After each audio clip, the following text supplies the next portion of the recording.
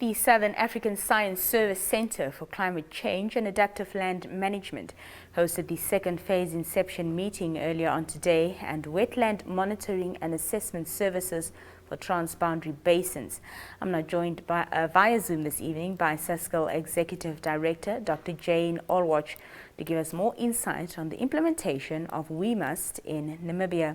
Dr. Olwoch, good evening and welcome to the Daily Roundup.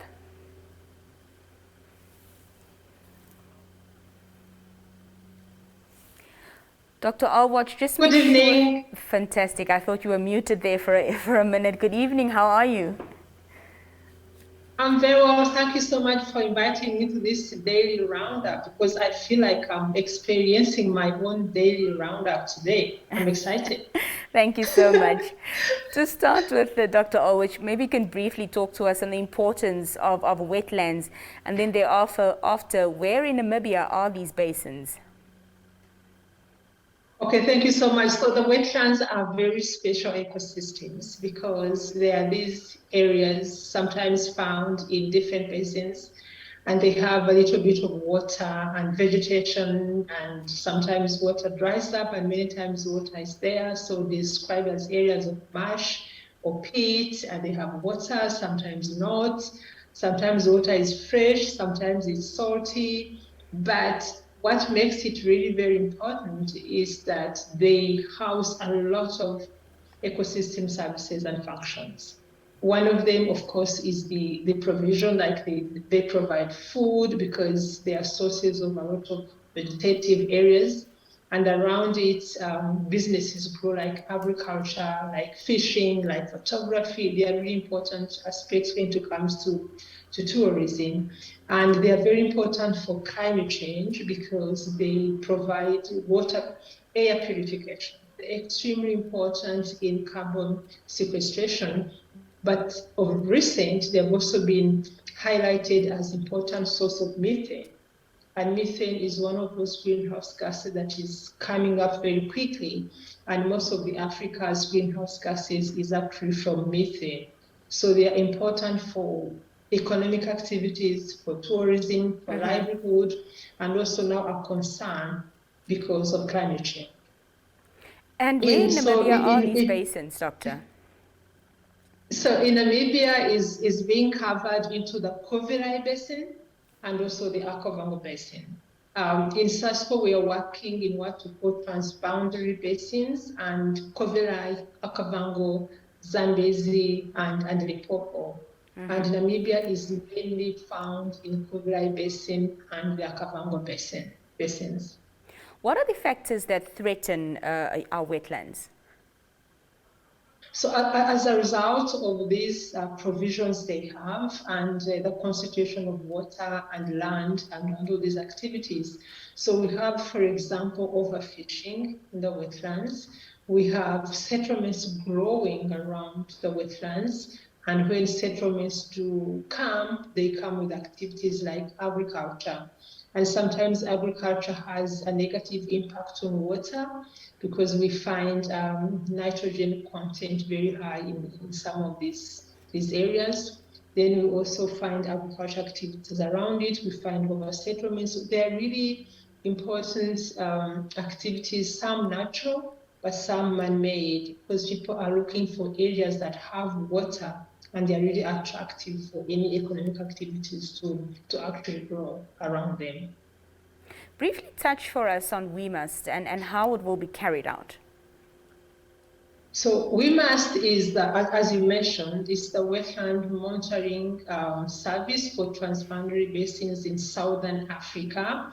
This project is being implemented in 6 countries, in Angola, Botswana, Namibia, South Africa, Zambia, and Zimbabwe. So in the first phase that completed last year, we developed a geoportal. And in this geoportal, we do believe that everything you want to do in monitoring the environment, it starts with data. So in this geoportal, we put a lot of data, satellite, in situ measurements, and we have come up with a portal that is operational. You can go in and check different aspects of land use, of precipitation index, soil index into the geoportal today. But now we are going a step further and we are saying, so we have the data, we have the geoportal. How is this relevant to our communities? So we are going to make it usable, user-friendly. We are developing services and products, but we are going further. We are saying that when any stakeholders goes to the geoportal, you must be able to have information that will help you to derive a map yourself. So you can go into a geoportal maybe after next 2 months or 3 years, and you say, I want a land use cover change in Kuvilai, and we'll give you instructions on how to do that yourself, and you have the service in your hands immediately when you want it. So we are really going into information services, which we know our communities want and our communities need. And this will take 3 years, starting from today. But what is the first step is that we want to know, what do our communities need? So we are going to do an intensive user needs assessment, and this user needs will tell us exactly what our communities need, and we'll put it into the geoportal. This also has a capacity building component, because we do believe that if you want to monitor the environment, you might have data. If you don't know how to use it, or to interpret it, or to even disseminate it, it won't be useful. So we have budget for master's students and PhD, but we are focusing on short courses for communities because they are the people that we are really targeting. We also want to have that mobile applications so that you can see our portal and services anywhere you are without necessarily having a computer. So we are really ambitious and determined to make the users use our services for their own benefit. Doctor, right at the beginning of our conversation, I mentioned that you hosted the second phase Inception meeting today. Talk to us about what the objective of that meeting was and, of course, the outcome. So the second phase, of course, according to us, is starting today, because the main objective was for us to meet the technical partners.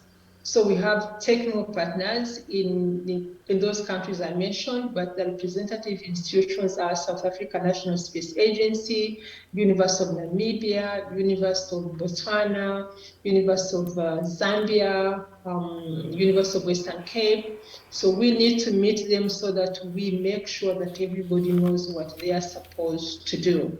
And following that, then implementation will start. But of course, we don't do it alone. We need also to show them the budget so that everybody understands their budgetary requirements and what we have. What's also important is that we need to show them the schedule so that we can deliver on time to the African Union. I don't know whether I mentioned, but this WeMAST is co-funded by the African Union and the European Union. And important aspect is that many times we do not have satellite data, but the European Union has given us access to their full Copernicus data. Copernicus data is the European Union Earth observation data, which has about, I think now 8 Earth observation satellites called the Sentinels. And we will be using that data to do all these things that I mentioned. So today it was just us to really kick off the starting when everybody knows their responsibilities, their deliverables, and the time frame. Dr. Jane Olwoch, thank you so much for your time this evening. Thank you so much for joining us here on the Daily Roundup. Thank you so much for inviting us. I appreciate it, and have a good evening. Thank you.